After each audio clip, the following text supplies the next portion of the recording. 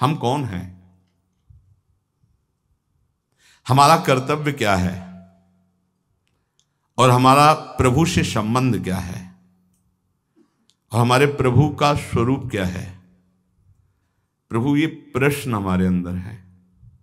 चैतन्य महाप्रभु जी, सनातन गोस्वामी जी ने प्रश्न किया, प्रभु हम कौन हैं, हमारा क्या कर्तव्य है, भगवान के साथ हमारा संबंध क्या है और भगवान का जिससे हमारा संबंध, उनका स्वरूप क्या है।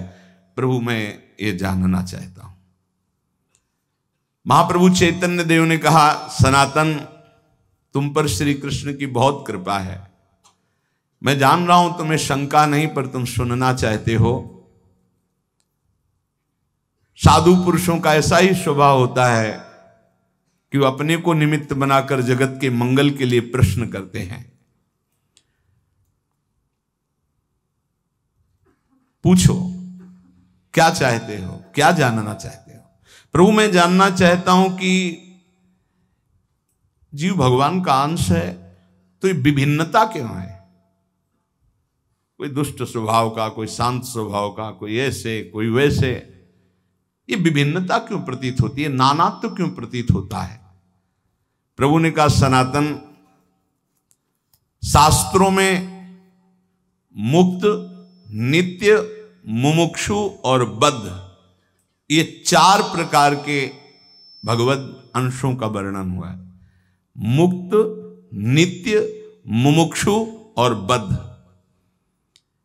सनक सनंदन, सनत कुमार आदि जो महापुरुष हैं, ये मुक्त भगवद अंश हैं, ये जन्म से ही मुक्त, स्वाभाविक मुक्त हुए हैं।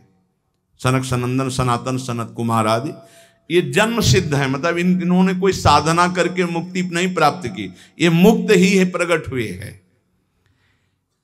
ये संसार में रहते हुए इनको कभी कोई भी बांध नहीं सकता, क्योंकि मुक्त ही प्रकट हुए हैं। ये अहर्निश हरिशरणम हरिशरणम हरिशरणम हरिशरणम, स्वाभाविक इनके स्वभाव में है, ये बोलते रहते हैं। दूसरा, जितने मनु हैं, जो साधना करके मनु पदवी में जाते हैं, प्रजापति पदवी में जाते हैं, वो उन्हीं में लीन हो जाते हैं।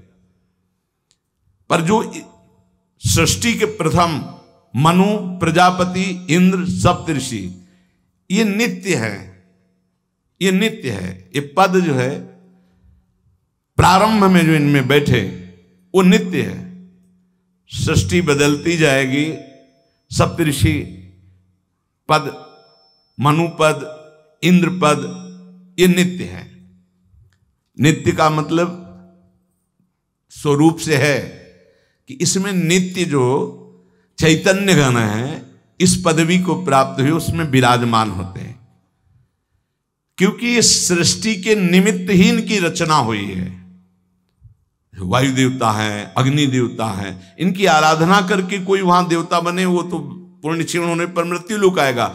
लेकिन इस सृष्टि के आदि में रचे गए जितने देवता हैं, ये लय के समय लय हो जाएंगे, लेकिन ऐसा नहीं कि वायु देवता बदल गए, इंद्र देवता बदल गए, अमुक देवता बदल गए, जाकर उन्हीं में लीन हो जाए। हाँ, कभी कोई ऐसी लीला हुई तो इंद्र थोड़ी देर के लिए हट, फिर दूसरा कोई इंद्र बना और फिर वो गति को प्राप्त, वो बात अलग। ये स्थायी देवता है, आदि देवता है। फिर तीसरा, जो अनित्य संसार में जन्मा और जन्म होकर के उसको ये ज्ञान होने लगा कि यार ये सब बंधन है, अब भारी अंदर उसके व्याकुलता पैदा हुई, मैं संसार से मुक्त कैसे हूं, उसे मुमुक्ष जीव कहते हैं। प्रायः ऐसे मुमुक्ष बहुत कम होते हैं जो संसार से मुक्त होना चाहते हैं। 2-4 माला करना, आरती करना, भगवान कृपा करे, तन मन धन सब बढ़े, खूब स्वस्थ रहे, भोग भोगे, ऐसे। लेकिन मैं मुक्त होना चाहता हूं इस संसार से। तो भगवान शंकराचार्य जी ने कहा, हजारों जन्मों की साधना के बाद किसी को आता मैं मुक्त होना चाहता हूं, और संत के संग से एक क्षण में आ जाएगा, एक क्षण में आ सकता है। इसीलिए तात स्वर्ग अपवर्ग सुख धरी तुलाए कंग, तूलन ताय सकल मिल जो सुख लो सत्संग। ये मुमुक्षु जन, और जो भोगों में ही केवल सुख है मानकर भोगते रहते हैं, वो जन्मते रहते हैं, मरते रहते हैं, जन्मते रहते हैं, मरते रहते हैं, उनकी एक क्रिया चलती रहती है। बद्ध जीव है। मुक्त जीव, नित्य जीव, मुमुक्षु जीव और बद्ध जीव। बद्ध जीव बहुतायत है, बहुतायत है। मुमुक्षु गिने जा सकते हैं। बद्ध जीव तो वैसे जैसे लोगों का होता कि इस समय सृष्टि बहुत बढ़ रही, कहां से आ रहे हैं जीव? जो दीमक योनि में है, एक बीते में लाखों हैं। अब उनको मनुष्य योग नियन मिलेगी तो एक नगर बस जाएगा कि नहीं बस जाएगा? तो योनियों का परिवर्तन होता रहता है। अल्पज्ञ जीव क्या प्रश्न करते रहते हैं कि अब तो बहुत सृष्टि बढ़ रही, कहां से आते हैं? तो तुम जानते हो, सूक्ष्मदर्शी से देखो, इतने छोटे छोटे कीड़े, अब उनको मनुष्य बनाया गया जो एक बीते में लाखों की संख्या में रह रहे थे। वो जब एक नगर में रहेंगे ना तो पूरा नगर बस जाएगा लाखों का। अब अल्पज्ञ जीव को कैसे समझाए? ये जो बद्ध जीव हैं, पुनरपि जननम पुनरपि मरणम पुनरपि जननी जठरे सैनम। शास्त्रों में जीवों की 84 लाख योनियां बताई गई हैं। भगवत चरणारविंद से विमुख जो हैं, ये भोगों में रत बार बार जन्मते मरते रहते हैं, विविध योनियों में जाते हैं, चिरकाल तक सृष्टि में भटकते रहते हैं। मायापति की माया ने सबको बांध रखा है। कभी उनको ऐसा सौभाग्य मिला कि साधु संग मिला तो मुमुक्षता जागृत। जब द्रवहि दीन दयालु राघव तो साधु संगति पाइए। ये बात आप बैठा लीजिए कि बहुत कृपा पात्र हैं अपने लोग जो रोज चर्चा करें, कथन और श्रवण का प्रभु सौभाग्य दिए हैं। सनातन जी ने पूछा, प्रभु माया से छुटकारा कैसे मिलेगा? जीव जब माया के अधीन घूमता ही रहता तो उसके निस्तार का उपाय क्या है? प्रभु ने कहा, एक उपाय है, जब किसी महापुरुष के वचनों को कोई मानने लगता है, उनका संग मिलता है, तब वो मायापति भगवान की शरण में चला जाता है और उसकी माया से मुक्ति मिल जाती है। सनातन ने पूछा, प्रभु मायापति भगवान की शरण का मतलब क्या है, कैसे प्राप्त होती है? प्रभु ने कहा, भाई इसमें तो मुख्य केवल भगवान की कृपा ही है कि कोई भगवत प्रेमी मात संगस्तु दुर्लभ हो, लेकिन बिनु हरि कृपा मिले नहीं संता। भगवान की कृपा से देखो, जीव के कल्याण का प्रारंभ और पूर्णता संतों से ही होती है। अगर सत्संग मिल गया तो समझो बाजी मार गए, भगवान आप पर बहुत कृपालु हैं। अगर संतों के प्रतिभाव बन जाए, कभी कभी हवा चलती है, कभी दक्षिण की, कभी वाम की, कभी उत्तर की, कभी पूर्वाई की, चारों दिशाओं की चलती है। तो जैसे अनुकूल हवा चल जाए तो फिर सबको आनंद आने लगता है। तो ऐसे अनुकूल सी हवा चल गई प्रियाजू की, राधा राधा राधा राधा, निकल चलो, हवा बढ़िया है। नाव में अगर अनुकूल हवा मिल जाए, खेवैया चतुर हो तो देर न लगे पार हो जाए। तो खेवैया है प्रिया प्रीतम, नाम रूपी नौका, और आप अपने सब बैठे हैं और भगवान की अनुग्रह रूपी हवा चल रही, निकल चलो, बढ़िया अवसर है।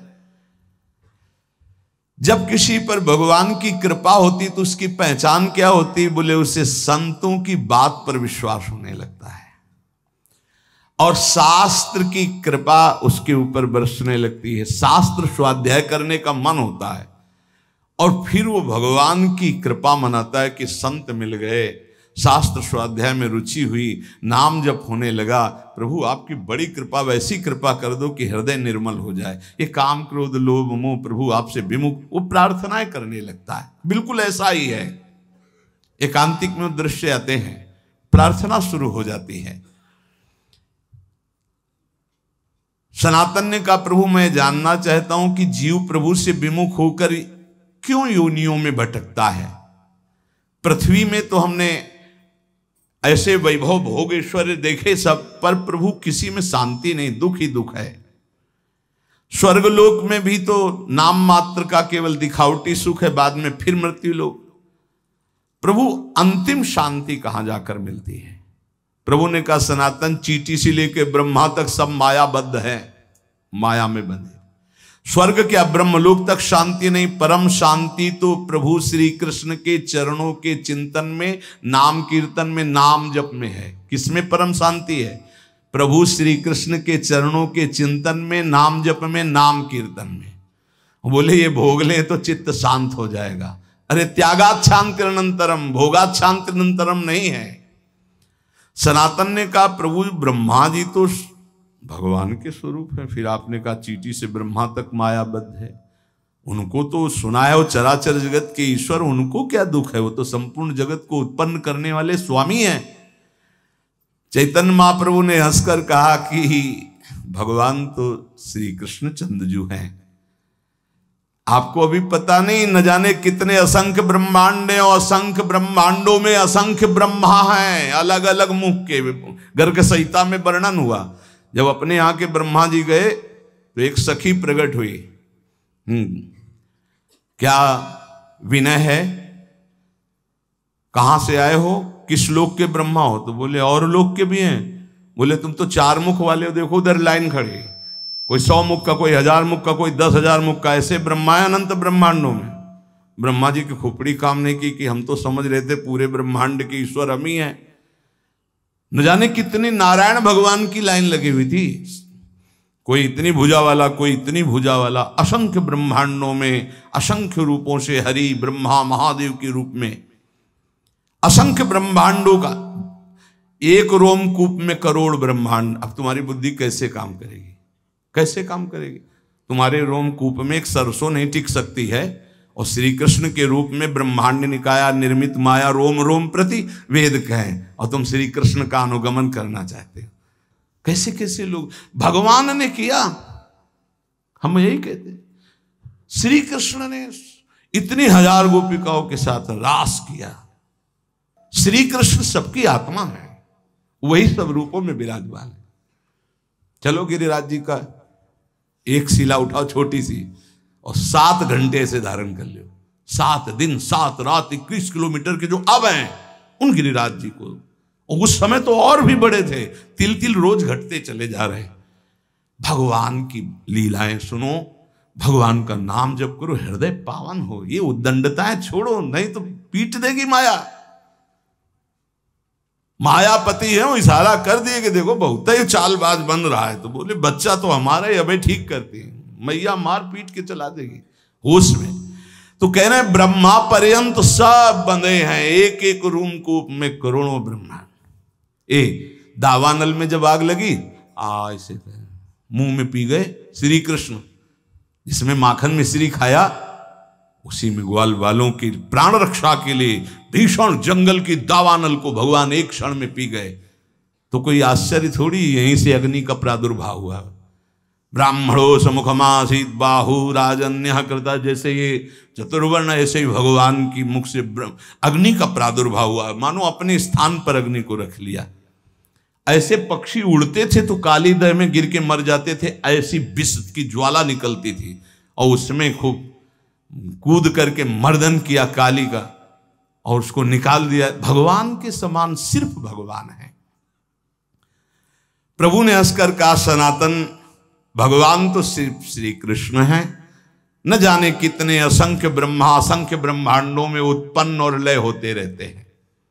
सनातन जी ने कहा प्रभु आप कैसी बात कर रहे हैं, संपूर्ण ब्रह्मांडों के ईश्वर ब्रह्मा जी तो अकेले हैं, ब्रह्मा संख्य में मेरी बात समझ में नहीं है, इसे समझाने की कृपा करें।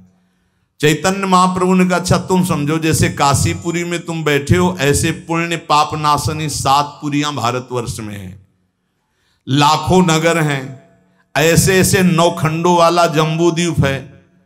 उन खंडों में जैसे भारतवर्ष, किन्नर वर्ष, हरिवर्ष, कुरुवर्ष, हिरण्यमय वर्ष, रम्यक वर्ष, इलावर्त, भद्रासु वर्ष, केतुमाल, ये 9 खंड है। इस खंडों वाले द्वीप को जम्बू द्वीप कहते हैं। जम्बू द्वीप से दुगुना प्लक्ष द्वीप है, प्लक्ष द्वीप से दुगुना सालमली द्वीप है, उससे दुगुना कुश द्वीप है, उस कुश द्वीप से दुगुना क्रौंच द्वीप है, क्रौंच द्वीप से दुगुना साक द्वीप है, साक द्वीप से दुगुना पुष्कर द्वीप है। इस पृथ्वी पर 7 द्वीप 7 समुद्र हैं। कलयुग वाले पुरुष पूरे जम्बू द्वीप को ही देखने की सामर्थ्य नहीं रखते, फिर क्षीर समुद्र आदि, दधि समुद्र, घृत समुद्र, इनके समुद्र हैं। दूध के समुद्र, घी के समुद्र, दधी के समुद्र, मधु के समुद्र, तुम्हारी पहुंच नहीं है। अरे कहीं कहीं तो पानी नसीब में हो रहा है। जैसे तुम यहां पेट्रोल खरीदते हो, वहां पानी खरीदा जाता है, वहां कुएं से पेट्रोल। कैसा, अगर किसी को बताया जाए कि पानी की जगह तेल निकलता है, केरोसिन, पेट्रोल, डीजल, ये सब जमीन से ही तो निकलता है, तो अब आप पढ़े लिखे हो तो विश्वास मान सकते हो ना। नहीं, गांव में बताया जाए कि जैसे पानी वैसे, बोले ऐसे कैसे हो सकता है। एक समय बुजुर्ग लोग बैठ के बातें करते थे कि देखना आगे समय आएगा पानी बिकेगा, तो उनकी हंसी उड़ाई जाती थी कि पानी बिकेगा, बवाल। एक द्वीप के बाद एक द्वीप, उसमें समुद्र, तो जो क्षीर समुद्र, दधी समुद्र, घृत समुद्र, मधु समुद्र, यहाँ होते तो बढ़िया होता। नजदीक में घी के समुद्र में बाल्टी भर ली, पूड़ी बना ली आराम से। कोई ऐसे समुद्र हैं, एक एक द्वीप के बाद एक एक समुद्र। फिर जम्बू द्वीप सबसे छोटा है, पृथ्वी पर 7 द्वीप है, इसे सप्तद्वीपवती कहते हैं। और इससे आधे में सृष्टि ही नहीं है, आधे में है ये सृष्टि जो वर्णन की गई, आधे में है ही नहीं, घोर अंधकार। जब भगवान अर्जुन जी को ब्राह्मण के पुत्रों की खोज में, तो जल राशि को पार करके अंधकार, सुदर्शन चक्र उसके तेज में वो, फिर जब गए तो महातेजों में भूमा पुरुष का दर्शन हुआ ना, कैसे पार पाओगे। इसके बाद सबसे छोटा लोक है मृत्यु लोक, जितना वर्णन किया गया। इसी मृत्यु लोक में जहां पहुंच नहीं है, 4 लाख योजन का एक पर्वत है जो सोने का है, बहुत छोटा लोक है पृथ्वी। इससे बड़ा लोक है ऊपर, भुआ, भुवरलोक, स्वर्गलोक, महारलोक, जनलोक, तपलोक, ब्रह्मलोक। इसके नीचे लोक है तल लोक, अतल लोक, वितल लोक, सुतल लोक, तलातल, पाताल, रसातल। ये 7 नीचे 7 ऊपर मृत्यु लोक के। इन प्रत्येक लोकों में छोटे छोटे लोक हैं। जैसे इस मृत्यु लोक में जम्बू द्वीप और अन्य द्वीपों की, और ये सप्त द्वीपमयी पृथ्वी में जितने में वास है दैवी संपदा के सिद्ध लोग, जहां कहीं कहीं जा सकते हैं। अब देखो हिमालय में है कुछ सीमा, उसके आगे आप नहीं जा सकते। ऐसी आधी भूमि पड़ी हुई है जो घोर अंधकारमयी है। और पूरे इस भूमंडल में अमेरिका और कितना सब ऐसे नहीं, ऐसे एक लोक है स्वर्ग, जो मृत्यु लोक से, पृथ्वी लोक से कई गुना बड़ा है। उसमें कई विभाग हैं, गंधर्व लोक, अप्सरा लोक, ये लोक, वो लोक। स्वर्ग में असंख्य ऐसे लोक हैं। जैसे अपने गणना लगावे तो बोले अमुक देश, अमुक देश, अमुक देश, ऐसे लोक हैं स्वर्ग लोक में। ये जो रात्रि में तुम्हें तारे दिखाई दे रहे हैं, ये सब लोक का प्रकाश है। लोक हैं, बहुत बड़े बड़े ये तारे हैं, बस यहां से छोटे छोटे दिखाई देते हैं। ऐसे असंख्य तारे, वो असंख्य लोक स्वर्ग लोक में। अब इसके ऊपर जब बढ़े तो जनलोक, तपलोक, महारलोक, ये सब। तो स्वर्गीय लोक में जैसे चंद्रलोक, सूर्यलोक, अग्निलोक, वायुलोक, ऐसे अलग अलग लोक बसे हुए हैं देवताओं। इतना विस्तार भगवान का है। ध्रुवलोक, असंख्य लोक, और सब अपने अपने प्रकाश से प्रकाशित। लाखों करोड़ों असंख्यों सूर्यों जैसा प्रकाश उन लोकों में हो रहा है, स्वाभाविक तेजोमय। उसे कहते स्वर्ग लोक। स्वर्ग के लोक के ऊपर जो है महारलोक, इसमें सब बड़े बड़े तपस्वी ब्रह्म महात्मा जो ब्रह्मानुभूति कर, कोई जनलोक में, कोई तपलोक में, कोई ब्रह्मलोक में, ऐसे नीचे के। और भी एक लोक तो बीच में है जिसका नाम नरक लोक है। ये नरक भी एक प्रकार का नहीं है, लाखों प्रकार के हैं। ऐसे 14 लोकों का तुम्हें वर्णन किया, इसे कहते हैं एक ब्रह्मांड। ऐसे भगवान के एक रूप में करोड़ों ब्रह्मांड श्री कृष्ण की समानता करेंगे। श्री कृष्ण ने ऐसा किया। ब्रह्मलोक सबसे ऊपर ब्रह्मा जी विराजमान है। ऐसे हर ब्रह्मांड, सबसे छोटा ब्रह्मांड ये, इससे बड़े ब्रह्मांड, इससे बड़े ब्रह्मा। जब विराट रूप दिखाया ना श्री कृष्ण ने, तब कांप पड़े अर्जुन, जिनको कहते थे अरे यार सखा कृष्ण, ऐसे शब्द उच्चारण करते थे, हमारे दोस्त हैं श्री कृष्ण। और जब विराट रूप दिखा, तुमादि देवा पुरुषा पुराणा तुमस्य विश्वस्य परम निधानम वेत्तासि वेद्यम परमं च धामो त्वया ततं विश्वमनंत रूपम वायुर्मोऽग्निर्वरुणः शशांका प्रजापतिस्त्वं प्रपितामहश्च नमो नमस्तेस्तु शास्त्रकृतव्या पुनरस्य भूयोपि नमो नमस्ते। कांप रहे, कह रहे प्रभु आप कौन हैं? बोले मैं बड़ा हुआ काल हूं। थर थर कांप रहे गांडीव धनुषधारी अर्जुन। प्रभु अपने रूप का स्मरण करो, मेरी सामर्थ्य नहीं मैं देख लूं। ये है ऐसे श्री कृष्ण जिनको ललित त्रिभंगी केवल बंसी वाला समझते हो ना, ये बंसी वाला ऐसा नहीं, ये काल का भी काल है। बहुत कृपा है जो ऐसा ठाकुर हमारा है। ये कोई छाती ऐसे नहीं गरजती, ये हमारे जीवन धन, हमारे प्राण धन। जहां काम न चलता था तीर और कमानों से, विजय नटवर की होती है वहां बंसी की तानों से। गजब की बांसुरी बजती थी वृंदावन बसैया की, करूं तारीफ मुरली की या मुरलीधर कन्हैया की। ये कन्हैया ऐसा नहीं है अगासुर बकासुर को एक घूंसे में। आप ऐसे स्वामी के सेवक हैं, विश्वास कीजिए। ये केवल माखन मिश्री खाने वाला नहीं है, नहीं, ये जहर को भी बहुत आराम से पी करके पचा लेता है। पूतना के स्तन में लगा हुआ काली दह का भी, आग को भी पचा लेता है। स्वामियों का भी स्वामी है। जब समझ में आ जाएगा तुम किसके दास हो ना, तो कभी उदास नहीं होगे, छाती फूली घूमेगी, गर्भ में रहोगे। हम श्यामा श्याम के ऐसे खिलवाड़ मत समझो। अनंत ब्रह्मांडो जय श्री हरिवंश करत अपनो जस प्रगट अखिल ब्रह्मांडन। यही है जो अखिल ब्रह्मांडों के स्वामी हैं। तो आप समझ पाए सनातन जी, सबसे छोटा लोक ब्रह्मांड ये, और इसके स्वामी ब्रह्मा जी। ऐसे अनंत ब्रह्मांड, अनंत ब्रह्मा। प्रभु अब हमारी समझ में आ रहा है। पर ये आपने कहा ब्रह्मा जी को भी डर लगता है, तो ब्रह्मा जी को किससे डर लगता है? तो बोले ब्रह्मा जी की भी अपनी 100 आयु है, अपने वर्ष की 100 वर्ष की है ब्रह्मा जी की आयु। प्रभु ब्रह्मा जी की अपनी आयु का मतलब क्या है? क्या हमारे वर्ष से ब्रह्मा जी के वर्ष में अंतर है? प्रभु ने कहा अच्छा तुम हिसाब लगाओ। बहुत समय का वर्णन।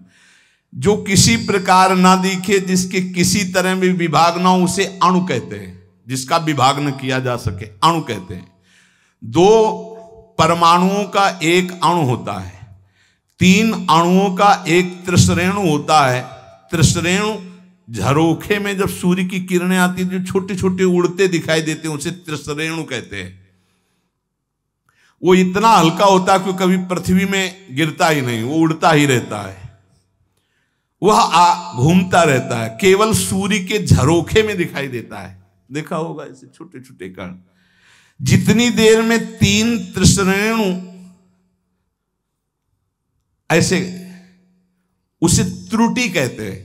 1 2 3 जैसे त्रिश्रेणु हो, एक बिंदु एक बिंदु एक बिंदु, पहला वाला 2 को क्रॉस कर पावे जो, उसे त्रुटि समय को कहते हैं। ऐसी 300 त्रुटियों का एक बोध होता है, और 3 बोध का एक लव समय माना गया है, और 3 लव का एक निमेष, निमेष कहते पलक झपकने को। ये लव के 3 जोड़े जाए तब निमेष होता है। 3 निमेष का एक क्षण होता है, 5 क्षण की एक काष्ठा होती, 15 काष्ठा को एक लघु कहते हैं, और 15 लघुओं को एक घड़ी कहते हैं। 24 मिनट। 2 घड़ियों का एक मुहूर्त होता है। 6 या 7 दिन के घटने बढ़ने कारण 6 या 7 घड़ी होने पर मनुष्यों का एक प्रहर होता है। 4 प्रहर का दिन और 4 प्रहर की रात्रि होती, इसलिए 8 प्रहर की एक दिन रात्रि मानी गई है। ऐसे 7 दिन रात्रि का एक सप्ताह होता है, और 15 दिनों का एक पक्ष होता है। शुक्ल पक्ष और कृष्ण भेद से पक्ष 2 हैं, शुक्ल पक्ष और कृष्ण पक्ष। 2 पक्ष का एक महीना होता है, और 2 महीने की एक ऋतु होती है, और 3 ऋतुओं का एक अयन होता है। 2 3 6 महीने का उत्तरायण और दक्षिणायन भेद से है, इसलिए 2 अयनों का मनुष्य का 1 साल होता है। इतनी गणना 1 साल। उत्तरायण देवताओं का एक दिन होता है, दक्षिणायन देवताओं की एक रात्रि होती है। हमारे 6 महीना गए, उनकी एक दिन एक रात्रि, हमारे 6 महीना और 6 तो 1 साल गया। एक दिन रात्रि में हमारे 1 साल गए, उत्तरायण और दक्षिणायन। और जिसे हम वर्ष कहते हैं देवताओं का 1 दिन होता है। देवताओं के 24 घंटे, हमारे 1 साल। देवताओं के 360 दिन का एक देव वर्ष होता है। देवताओं के 360 दिनों का एक देव वर्ष होता है, जिसे दिव्य कहते हैं। देवताओं के वर्षों से 4000 वर्ष का सतयुग होता है। देवताओं के वर्षों से 3000 वर्ष का त्रेता होता है, 2000 वर्ष का द्वापर, 1000 वर्ष का कलयुग। देवताओं के हिसाब से देवताओं का 1 दिन रात 24 घंटे और हमारे 1 साल, दक्षिणायन उत्तरायण मिला के, तो 1000 वर्ष कलयुग का। तो जब हमारे वर्षों में गणना की गई तो 4,32,000 वर्ष आए कलयुग के हमारे वर्षों में। ऐसे ये एक युग बीतने के पश्चात दूसरा युग तुरंत नहीं लगता, उसकी संधि को संध्यांश कहते हैं। वो भी समय होता है उसमें। जैसे सतयुग का 800 वर्ष का संध्यांश होगा, सतयुग, फिर 800 वर्ष कोई युग नहीं, संध्यांश, फिर त्रेता युग लगेगा। त्रेता में 600 वर्ष का संध्यांश, द्वापर में 400 वर्ष का, कलयुग का 200 वर्ष का संध्यांश। चारों युगों को मिलाकर के एक चौकड़ी कहते हैं। देवताओं के 12,000 वर्ष की एक चौकड़ी होती, मनुष्य के 33,20,000 वर्ष, 33,20,000 वर्ष की एक चौकड़ी होती है। ऐसी चौकड़ी जब 71 बार बीत जाती तो मनु बदलते हैं। एक मनवंतर में इंद्र, मनु, सप्तऋषि ये बदल जाते हैं। क्या मतलब है, क्या समझो ये सृष्टि का। ऐसे 14 मनवंतर बीत जाते हैं तब ब्रह्मा जी का 1 दिन होता है। 14 बार मनु बदलते हैं, देवराजेंद्र, मनु, सप्तऋषि, 1 दिन में ब्रह्मा जी के 14 बार। 33,20,000 वर्ष की एक चौकड़ी। ऐसी 71 चौकड़ी जब बीतती है तब एक मनवंतर होता है। एक मनवंतर में एक मनु, सप्तऋषि, इंद्र ये बदल जाते हैं। ऐसे 14 मनवंतर व्यतीत होने पर ब्रह्मा जी का एक दिन होता, 14 मनवंतर की एक रात्रि होती। एक मनवंतर 33,20,000 वर्ष की एक चौकड़ी, ऐसी 71, तब जाकर के एक मनवंतर व्यतीत। मतलब होगा क्या, मच्छर की तरह हैं अपने ब्रह्मा जी के सामने। उनमें एक दिन में 14 इंद्र, 14 मनु, 14 सप्तऋषि बदलते हैं ब्रह्मा जी के। वो दिन में काम करते हैं, उसे कल्प कहते हैं, और रात्रि में सोते हैं, उसमें सृष्टि का संहार होता है। इसे प्रलय करते हैं, महाप्रलय नहीं। रात्रि में सब सृष्टि का संहार करके सो जाते हैं। दिन फिर हुआ, फिर काम में लग गए, फिर सृष्टि नहीं रची गई, फिर शाम के विनाश कर दिया। ये लीला ब्रह्मा जी की एक दिन में। तो एक दिन का मतलब समझ दो कितना, 71 चौकड़ी के बाद एक मनवंतर। एक मनवंतर में इंद्र, मनु, सप्तऋषि बदल जाते हैं। ऐसे 14 मनु, 14 इंद्र रोज बदलते हैं। ये दिन की लीला। और रात्रि में सब समाप्त करके सो गए। ऐसे ब्रह्मा जी के 100 वर्ष, 100 वर्ष, ये एक दिन का खेल है। ऐसे 100 वर्ष। जिस प्रकार दुकानदार दिन में दुकान फैलाता और रात्रि में समेट लेता, ऐसे रोज ब्रह्मा जी सृष्टि रचते हैं और रोज रात्रि के समेट लेते हैं। 360 दिन का ब्रह्मा जी का एक वर्ष होता है, 360 दिन। ऐसे वर्ष में ब्रह्मा की आयु 100 वर्ष की है। कब ये जाएंगे ब्रह्मा जी, बहुत लंबा इनका। पर ये भी हर समय डरते रहते हैं, महाप्रलय के समय इनका भी लय हो जाएगा। ब्रह्मा जी भी महाप्रलय में, ब्रह्मा जी भी भगवान के शरीर में लीन हो जाते हैं, केवल भगवान विराजमान है। इसीलिए कहते पहले ही चलो भगवान के धाम। बोले जाना तो है भगवान के पास, लेकिन उस समय अज्ञान निद्रा में भगवान में रहेंगे। नहीं, ज्ञान से युक्त होकर भगवान में तो नित्य निरंतर धाम। जाना प्रलय है, जहां ना महाप्रलय है। ये बात सुनकर सनातन जी ने कहा, प्रभु आश्चर्य की बात, प्रभु फिर इस संसार से वैराग्य क्यों नहीं हो रहा लोगों को? बार बार जन्म मरण के ऐसे चक्र में, कभी इस लोक में, कभी उस लोक में, कभी इस योनि में, कभी उस योनि में। प्रभु अगर हिसाब लगाते तो हमारी 100 वर्ष की आई तो ब्रह्मा जी के एक लव के बराबर भी नहीं है, करोड़वें अंश के बराबर नहीं। और हम लोग कितना गर्व करते हैं, 60-70 वर्ष जिएंगे। है क्या 60-70 वर्ष? जैसे हमारे सामने मच्छर हुआ मर गया, ऐसे ब्रह्मा जी के सामने मच्छर से भी कम आयु हमारी है। प्रभु ने कहा, हां सनातन, इसी बात को समझ करके वैराग्यवान हो जाता है, जिसको ये ज्ञान हो जाता है। प्रभु ने कहा, सनातन, ये प्राणी जब समझता नहीं है तो क्षुद्र भोगों को पाकर 10-5 लाख करोड़ बहुत बड़े धनी, अब सोचो पूरी बाजार अनंत ब्रह्मांडों की भगवान की, जिन्होंने ऐसे भगवान को प्राप्त कर लिया, वो धनी की वो धनी, मायाकृत। जिस समय सच्चा भजन करोगे तब सच्चा ज्ञान होगा। ये क्यों में उसे समझ में आने वाला नहीं, बहुत बड़े मायाधीश प्रभु हैं। प्रभु कैसे कोई समझ सकता है? तो कहा, हां सनातन, कुएं का मेढक समुद्र का अनुमान नहीं लगा सकता। ये भोगों में फंसे हुए लोग भगवान की महिमा को क्या जाने? अरे वैसी माया की कहते हैं भगवान को मानते ही नहीं। भगवान बचावे ऐसे नास्तिक पुरुषों का संग ना हो, नहीं छोटी मोटी जिनकी भक्ति है उनको भी भ्रम हो जाएगा। देखो, जिसे तुम अपना एक दिन कहते हो उसी में लाखों जीव जन्मते और मर जाते हैं। ऐसे ही हम ब्रह्मा जी के एक दिन में कितने करोड़ों बार जन्म लेते हैं, करोड़ों बार मर जाते हैं। देखो, ये ऐसा भगवत रस है कि जब कभी भगवान शिव शुरू कर देते हैं तो जैसे 88,000 समाधि में निकल जाते हैं ना, ऐसे कितने युग निकल जाते हैं, वो चर्चा करते रहते हो, अम्मा सुनती रहती, जगदम्बा सुनती रहती। इससे बड़ा कोई रस नहीं। अगर भगवत चर्चा, और ये बोलो इतनी देर में किसका मन कहाँ गया? ये है भगवान की चर्चा। अगर भगवान की चर्चा हमको बराबर सुनने को मिले तो हमारा मन बहुत जल्दी पवित्र भगवदाकार हो जाए। कुछ सेवाओं के समय है, नहीं तो ऐसा लगता है चले नहीं तो 11 बजे तक है भगवत चर्चा है, पर कितने तो उठने लगेंगे कि थोड़ा लिमिट चर्चा होनी चाहिए। वैसे भगवत चर्चा के समान कोई साधन नहीं भगवत प्राप्ति का। केवल भगवत चर्चा सुनते सुनते कितने ऐसे महाभागवत बन गए जो भगवान को अधीन कर लिया।